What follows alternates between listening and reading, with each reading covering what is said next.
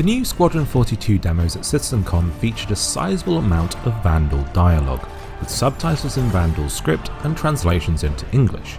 This provides us with the first and best opportunity to start making inroads into understanding the Vanduul language.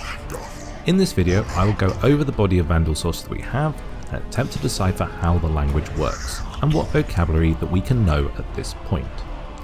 My name is Jael, and if you enjoy videos about lore, languages and little details, you might like to subscribe to my channel. We need to start by establishing some context and background for the language. This mostly comes from an Around the Verse special about the Vanduul and Xi'an languages from 2017, which I have linked below. One of the most important things to understand is that Vanduul is a polysynthetic language. Now, you already knew it was a constructed language that Britton Watkins and the lore team made it up. In most contexts that would mean the same thing as synthetic or man-made, but in linguistics, a synthetic language is a specific technical term.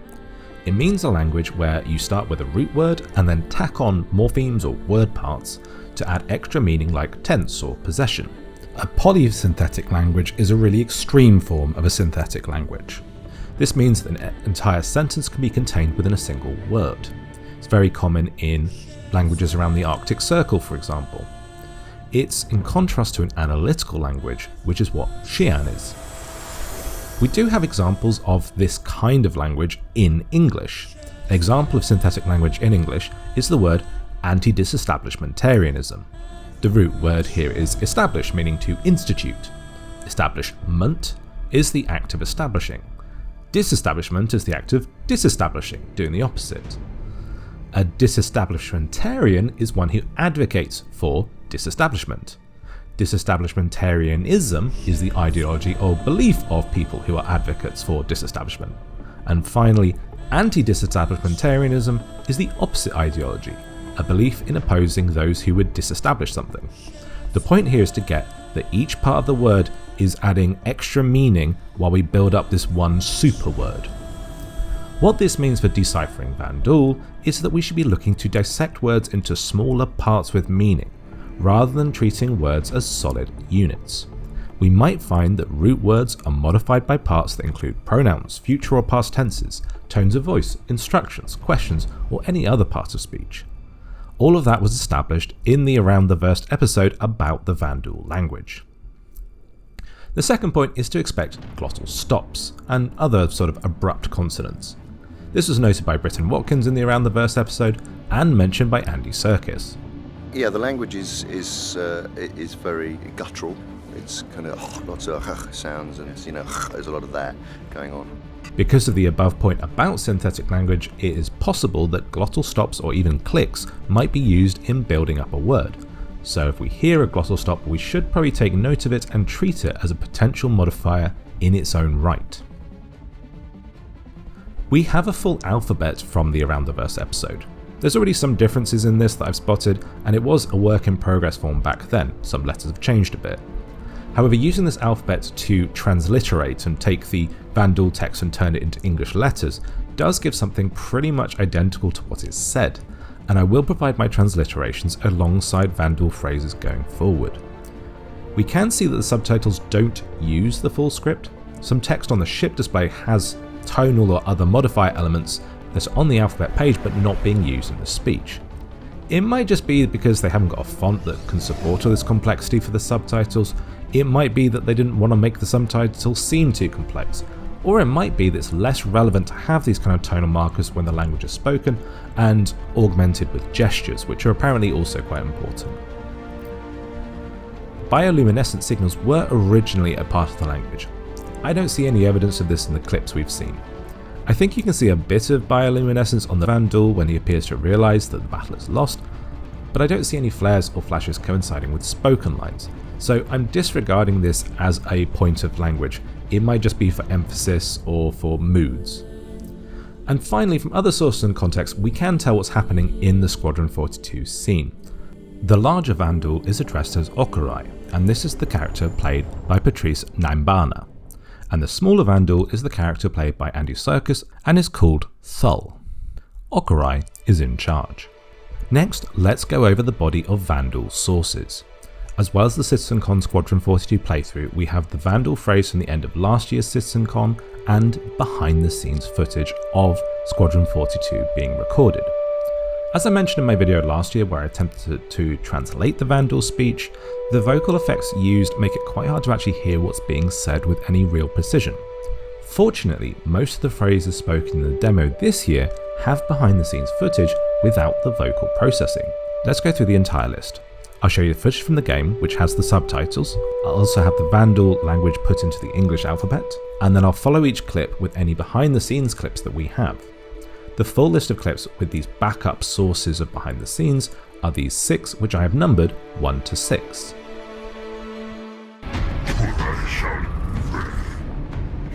Okurai shall you wear. Okurai shall you wear.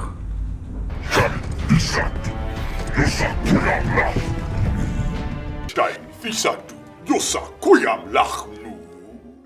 Shalim fisatu, yosa kuyam lachnu.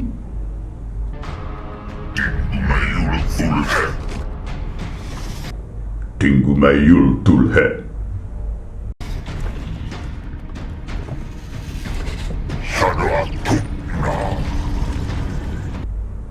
Shauda kuna.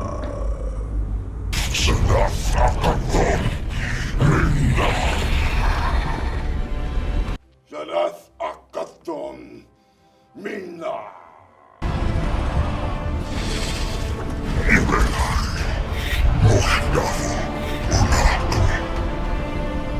Iwe ahi hoshtavo bonato.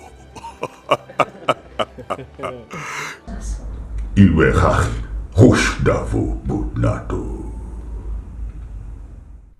There are further clips with subtitles and translations provided, but with no behind the scenes footage.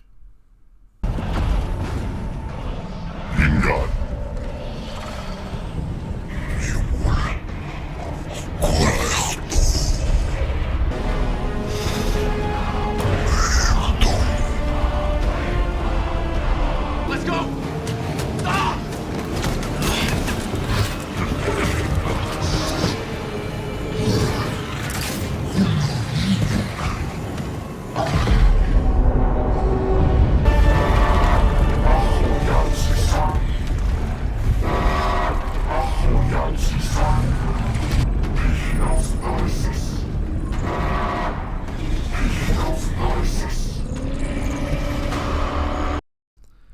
There are now 2 in-game clips with no subtitles provided, one from last year and one from this year.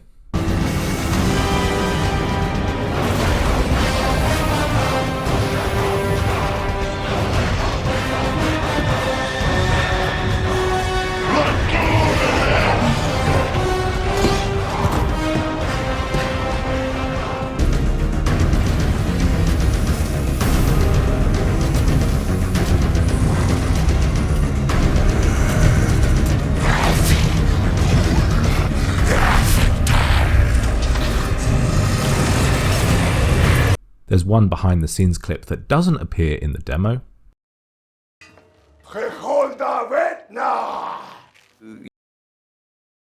And finally, there's one text source with no translation provided shown on the display in front of the Vanduul characters. These sources provide us with the body of the language that we have to work with. I'm not going to be dissecting the ship HUD of the small fighter that Thul escapes in this video. I think I might do that in a later video because I think there's a lot more to unpack there that I don't really want to get into here. Okay, so we have some sources and we know some things to expect. Where do we begin? The best place is phrase 9, my Okurai. The transliteration of the Vanduul text reads Okurai XH, so there's some sound on the end. So the root word here is Okurai, and that's not translated into English, but appears to have a modifier that makes it my Okurai, that XH on the end, which is like a h sound. This construction also appears in phrase 8, be cautious, my Okurai. Here, Okurai appears at the end of the word and is preceded by livrul. It's also followed by to. I'm going to return to phase 8 in a bit, but so far I'm already confident that Okurai means my Okurai as it has appeared twice. This takes us to phrase 1. their Okurai grows desperate. First off, it confirms to me that Okurai is not a name, but a rank. This Vanduul, referred to as Okurai, is the clan leader, and perceives Admiral Bishop as a rival Okurai. So hey, we found our first noun in the Vanduul language. In this phrase, we have Okurai, but not the extra sound on the end of ch. Therefore, I think that ch is probably the possessive morpheme of some sort. Maybe either saying that this belongs to me, like my ship would be ship ch, or I belong to it, like my country would be country ch. Instead, in phrase 1, we have Okurai shalu vwe. Given that my Okurai was putting a morpheme right on the end of Okurai, I'm going to assume that the similar rule applies here. It sounds in the vocal performances like sha is a syllable, so I think that is mostly likely their. So if we said their ship, that might be ship sha. Hence, Okurai sha is their Okurai, their leader. This is where I need to get a little bit more speculative. Liu vwe is performed almost as though there's no space between them, though we do see a space in the subtitles. That makes me think it's all part of one thought.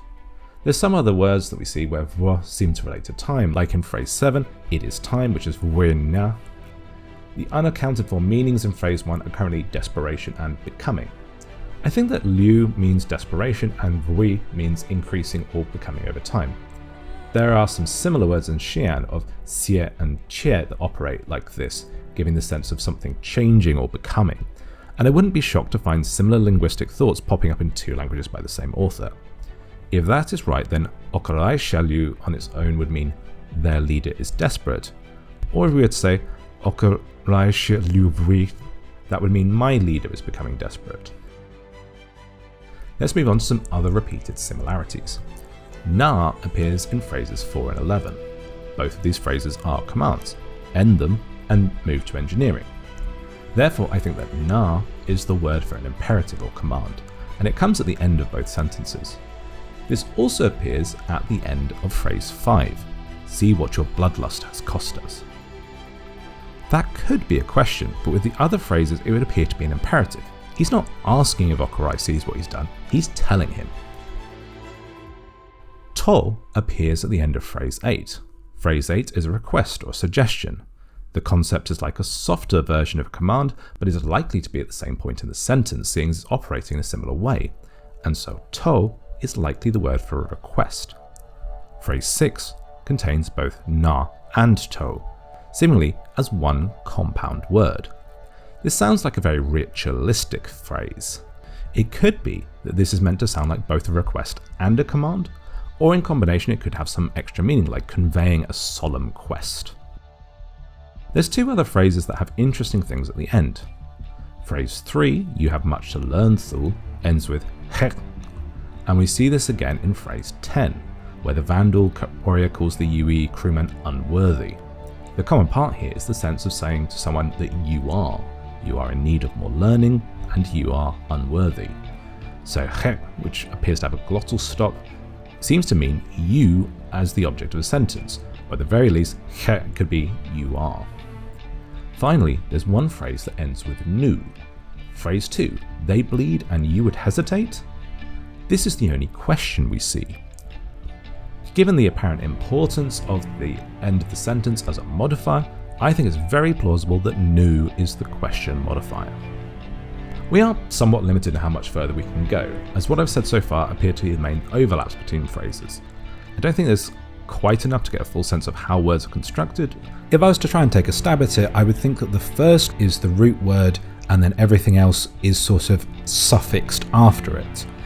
I think that because when they're talking about they bleed, sha is the root word and then bleed comes after, whereas when they talk about their Okurai, Okurai sha, Okurai comes first and sha comes after.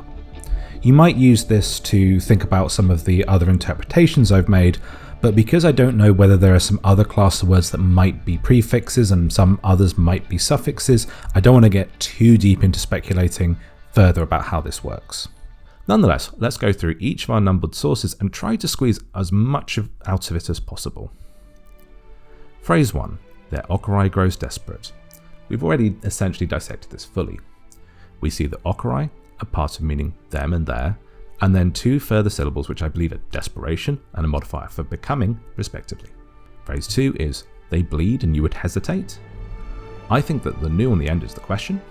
We see sha appearing at the start, meaning that shalia mithi probably means they bleed. Sha meaning they, and then limthi meaning in some way to bleed. The second to last word ends with a k sound that earlier seemed to mean possession. It could just be a bit of a looser translation and mean me, and the sentence is more literally, you would have me hesitate? In contrast, the other 2 words ended a glottal stop, which we saw on the word hier, meaning you are. It could be that what we have here are 2 words referring to thul, perhaps something like you say that you think, and then 1 word referring to the speaker okorai, I should hesitate. That would be my best guess. Phrase 3, you have much to learn thul.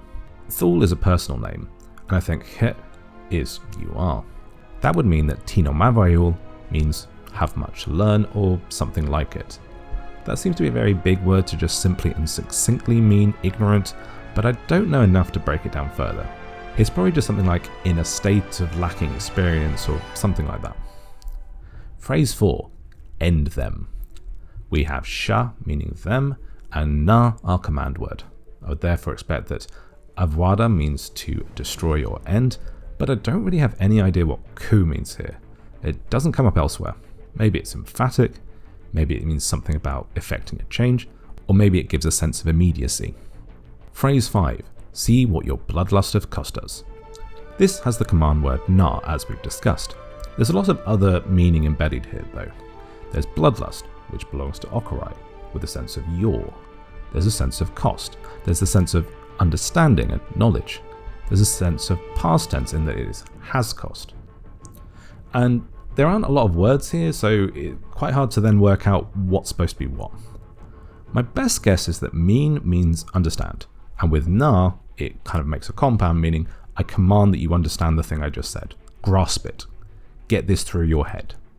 That would make zadakathon, your bloodlust has cost us. I don't see anything implying the your that matches one of the other phrases. There's no glottal stops like we had with he, or in the words in phrase 2, which also had a glottal stop. Perhaps this is actually just a looser translation, and more literally they're saying, understand the cost of bloodlust, like as a more abstract, and then the part of it being your bloodlust is added in translation to make it have more sense in English.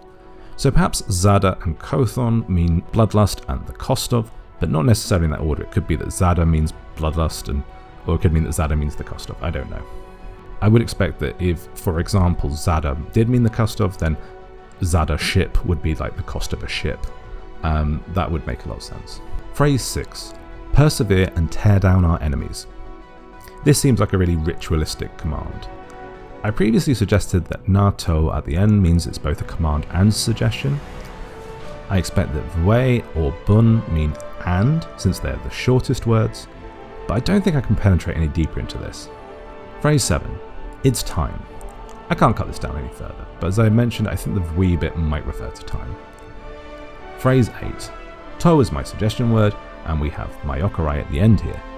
That would leave ivriulog, proceed with caution, which probably breaks down further into something meaning proceed and go forward from here, or another part meaning caution, but again, I don't know which. Phrase 9, mayokarai. We've already dissected this one fully. It means okorai, mai, with that k ending. Phrase 10, unworthy. I think that the he means you are, which would make tlenzui unworthy. This feels like maybe it's constructed from other parts, like maybe it would break down to something like you are without value or you are without purpose. I expect that we'll see either tlen or zui kind of cropping up, meaning like negation or the opposite of something. Phrase 11, move to engineering. I can't even hear what they're saying in this one, but if I had to guess based on word complexity, I would say that zonyo means engineering, yov means move, and na is, as we said, our command word. Phrase 12, systems unresponsive. This is really different to anything else, probably because it's a very different context to the other phrases which are spoken between people. I don't have any further insights, though if we were to get a little bit tinfoil hat, this is referring to the ship systems, and san is the xian word for ship, Bryn Watkins does look putting in loan words to imply that two cultures have been in contact with each other. Phrase 13. Vanduul. This guy's just shouting Vanduul. Nice to see how humans were introduced to the name, I suppose. I do think that Vanduul is meant to be an endonym, i.e. what they call themselves, because the alphabet that we were given had that in the title, but I'm not entirely sure. It could be a battle cry that actually has some meaning, and then we just applied it to them because that's what we heard them say. Phrase 14. This is the phrase from last year that we were later told meant I rise, I take, I ascend. This isn't really like anything I can hear in the properly translated bits, because nowhere else is someone saying I am doing this in the parts we translated. So I think this will unfortunately still remain a bit of a mystery into how it's constructed. Phrase 15. Andy Serkis's extra behind the scenes line. This probably comes from later in the story.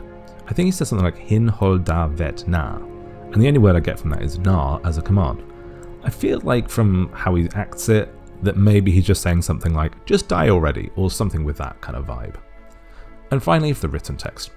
As I mentioned previously, this includes some pitch tonal markers that aren't present in the subtitles, but were present in the alphabet page that we saw a few years ago. The only point of similarity I can really see with this and anything else is that in the spoken line that happens at the same time, which is an announcement of ship systems unresponsive, there's the term YAWV, Y-A-A-W-V.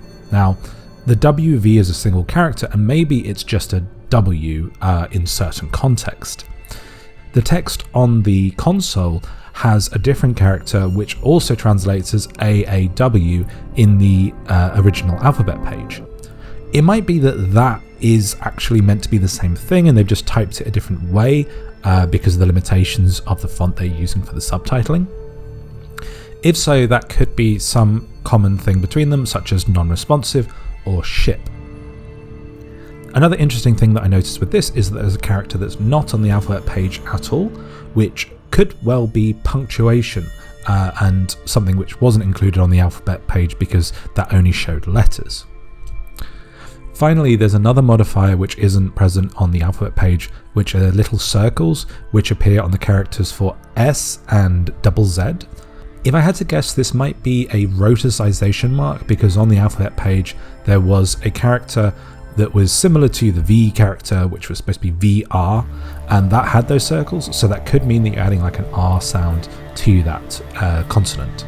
I don't really have any other insight into how we might translate this though, although it's obviously going to be something about the current situation of the ship. Phrase 16, which is the one I just overlooked until after 3 days of editing I fell across it, also has some really interesting overlaps with the written text. At the very end of the sentence we have the ses again, which maybe that symbol actually means a double letter, replacing other characters with double letter that were in the alphabet previously. But that's at the end of both the message on the console and this announcement that power systems are critical. And also again we see that YAWV construction that probably means something to do with systems or critical or something along those lines. One other source that I haven't mentioned is that actually the background music from this appears to have a Vanduul chant going on. Alongside the new music from the Castra teaser, which I translated the Xi'an lyrics from, I think this represents a real attempt to use the alien languages in the soundtrack of the game, which is fantastic. Here's the snippets that you can hear, though I'm not going to attempt to actually work out what words are being said.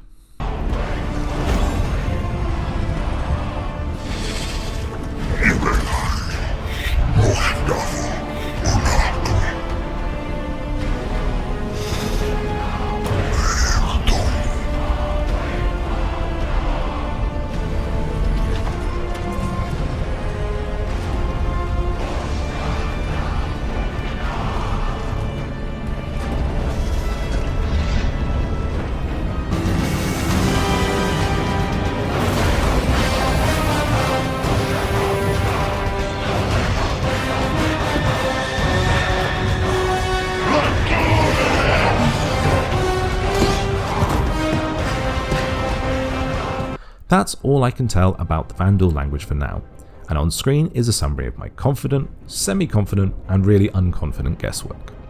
I hope you've enjoyed this exploration of the third star system Conlang. If you enjoy conlangs or just want to get a bit more into the alien lore, I'd recommend looking up the UEE Xenolinguistics Institute at uexi.com, and from there joining our Discord. I'm more of a Xi'an fan, but we also have Bano experts, and it's run by Chris Harrow, who does the technical design for the fonts that Britton Watkins develops. I also want to draw your attention to the work of Tuomo Sipola.